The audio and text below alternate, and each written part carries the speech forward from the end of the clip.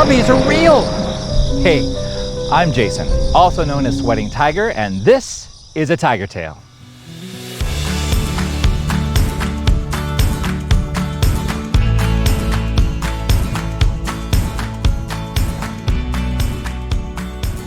Welcome to Tiger Tales. I'm Jason, also known as Sweating Tiger. Now, I grew up as a missionary kid in South Florida. My parents were connected to the Caribbean, specifically the island nation of Haiti, not to be confused with Tahiti. That's a totally different place. It wasn't uncommon for us to have missionaries who would stay with us as they were going back and forth from the island nation. And one time when I was about 12 years old, I remember hearing a story that, well, it literally blew my mind. You see, it was about a zombie, a witch doctor, and an old shoe. Now, the first time I heard it, not only did it blow my mind, but I thought there's no way this could possibly be real. Well, then I served as a missionary in Haiti for 5.5 years. And when I was going to language school, I had an opportunity to ask my teacher anything I wanted. And so I said, okay, teacher, I've got a question for you. And I told him the story I'm about to tell you and asked him, could this possibly be true? The story is told of a woman, we'll call her Marie, who was a follower of Jesus. Marie loved to tell people about Jesus, especially in her village, even though the people wouldn't listen. Specifically, this one man who we'll call Jean. Well, Jean wasn't a very nice person. In fact, he didn't believe in Jesus. He followed the evil spirits. He worshiped the evil spirits. And Jean, well, he wasn't very well liked. But Marie continued to try to talk to Jean as much as she could about God's love. Well, then one day something unusual happened. News came through the village that Jean had died. Well, at least that was the story. You see, Jean really hadn't died, but he looked like he was dead. You say, wait a minute, Sweating Tiger, well, what do you mean? Well, you see, there was something in Haiti called zombies. Yes, zombies are real, but not the way that you see them in Hollywood films. They're not walking around looking for brains and such. But they are people that have been given a special poison from the blowfish, that it slows down their metabolism, it slows down their breathing and their heartbeat, and so, unless you've got medical equipment, they appear to be dead.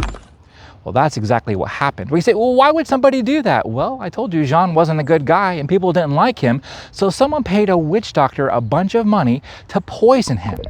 And here was the plan. They would poison him, they'd have a funeral, they would bury him, and then that night they would dig him back up. Then they would sell him to be a zombie slave in another part of the country. You say, oh, come on, Jason, really? Seriously, a zombie slave? No, it's true. I've actually seen a zombie. You see, when I was in the capital city of Haiti, Port-au-Prince, I was going to the grocery store, and one day I saw this very unusual person wander out of the stockroom. Their hair was all disheveled, their eyes were just glassed over, and someone quickly came and took them back to the back of the room. Now, I have to tell you, when I looked at that person's eyes, it didn't really look like there was anybody home. Well, when I talked to my Haitian friends, I found out that what I had witnessed was something you don't normally get to see. It's a zombie. Again, not like the way they're portrayed in Hollywood, but a true zombie, someone that has been poisoned to the point that they become a mindless slave or a servant. And that's what was happening with Jean. Well, then it came time for the funeral. Now, in Haiti, there's a couple customs you need to understand. First, the number of people that come to your funeral shows everyone what kind of person you were when you were alive. So if nobody comes, you were a real stinker. But if a lot of people come, well, then you were definitely very much loved. There's something else you need to know. You need to be careful what colors you wear when you go to a funeral. You can wear black and white and purple, but don't you dare wear red, because by wearing red, you're telling everybody, I did it. I'm the one to blame. Well, in our true story, we found out that morning Marie was going to her closet and trying to figure out what she should wear. Now, when you go to a Haitian funeral, just like a church service, you should wear your very best. As Marie was looking through her clothes, she realized her best shoes were missing. All she could find was one of her oldest pairs of sandals. Well, it's better to have sandals than to go barefooted, because if she went barefooted, they'd never even let her inside. So she wore the sandals to the funeral. Now, Haitian funerals are a little bit different than they are here in North America. They can last for many, many hours. There's a lot of weeping, there's a lot of wailing. In fact, they're kind of a little bit like biblical funerals. People are crying, throwing themselves on the casket because they love the person so much. There were a lot of people there, including the local witch doctor and a lot of other people from the village. Well, Marie had been standing for a really long time, and you know what happens when you stand for a long time? Your legs get kind of tired, and so you kind of move your legs back and forth. Well, this was happening during the moment of silence. It might have been a prayer. All I know is I was told it was a time when people's eyes were closed. Well, during that time, Marie started to flex her legs because she'd been standing for a long time. And as she did, one of her sandals, her shoes, flew off her foot and landed inside the casket. Oh, talk about embarrassing.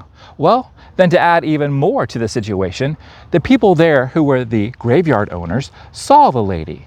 They knew Marie. They didn't like Marie. They knew she was a follower of Jesus. And so they decided they were going to play a trick on her. They quickly closed up the casket so she couldn't get her shoe. Well, Marie walked home that night with one shoe. They had taken the casket of Jean into the cemetery to be buried. Now, it's true.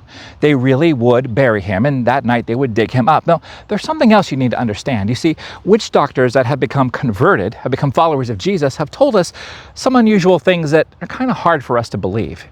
You see, they tell us that when you go to a graveyard, there are two sections. One section's for the saved and one section's for the unsaved. Now, there are very specific instructions that a witch doctor is given. If you see a grave that is glowing, you are not allowed to touch the bones. Why?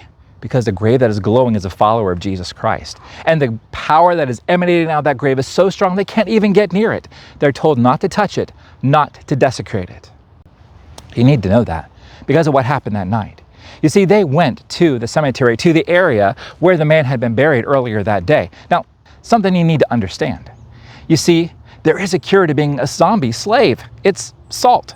Within the first 24 hours, if you give them a certain amount of salt, I don't understand the science behind it, but it counteracts the poison and allows them to become almost normal again. However, if you don't give them the salt, they become a mindless slave and will do exactly as they're told.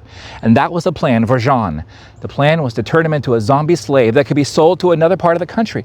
Who would do this? Well, someone who didn't like him and someone who wanted to make some money off him. So that night, they went to the cemetery. Over in the area where Jean had been buried, it was most unusual. You see, there was a glow coming from the grave of Jean. Now, they couldn't figure out what it was because first they questioned, had Jean become converted? Had he become a follower of Jesus Christ? No, that couldn't possibly have happened. We know Jean. Jean followed the evil spirits. There's no way he was a follower of Jesus. But there was no denying that the glow from that grave was so strong that they couldn't even get near it. Because of that, they could not dig up Jean to turn him into a zombie slave, which means Jean died from suffocating and being buried alive. But that got the witch doctor to thinking. Why was there a glow coming out of Jean's grave when he was obviously not converted? He was not a follower of Jesus. And that's when the investigation began. You see, they started talking to people to find out who was at that funeral, and one by one they narrowed it down and found out that Marie, the follower of Jesus, was there. And then they talked to the graveyard owners and the people that were the diggers of the graveyard, and they found out what had happened. Exactly as I told you. How Marie had been flexing her feet and her shoe flipped off and landed inside the coffin. And as a result, they closed up the coffin so that she couldn't get her shoe back. Pretty funny we did that to her, don't you think? Well, I have to tell you, the witch doctor's mind was blown, even more than your mind's probably being blown right now. Because he said, are you telling me that the shoe of a follower of Jesus was able to stop me from doing all the works of darkness? Wow. You don't understand. Witch doctors have power. Our enemy has power, but not all the power, because God is the one who is all powerful. And God likes to flex his muscles anytime the enemy likes to show off. In fact, when people would come to Haiti, I would tell them, welcome to where science fiction becomes science reality.